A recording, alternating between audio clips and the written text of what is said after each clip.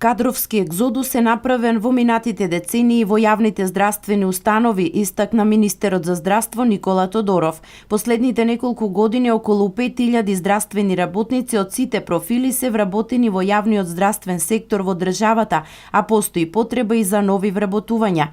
Модерни објекти и современи медицински апарати се потребни за пружање квалитетна здравствена услуга, но она што здравствениот систем го прави силен, тоа се здравствените работници посветени на својата професија, вели министерот Тодоров.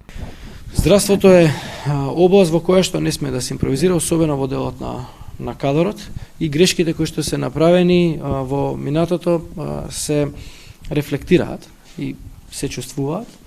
И од тој аспект имаме обврска постојано да инвестираме во човечките потенцијали во здравството.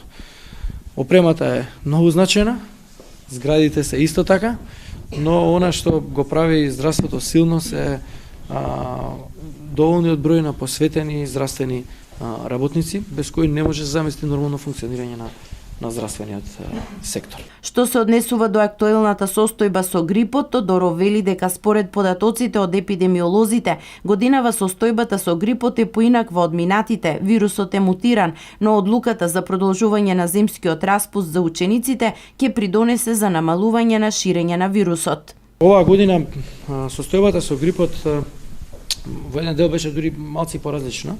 Прво дојде нешто порано, а второ, дури се појави и некои случаи на лица кои што се вакцинирани од грипа, сепак заболеа од грип. Некои од епидемиолозите или од експертите од Комисијата за заразни болести сметаат дека тоа е резултат на тоа што грипот е веројатно мутиран во еден сегмент, па затоа и требаше да се преземат и вакви мерки како што се продолжување на распустот.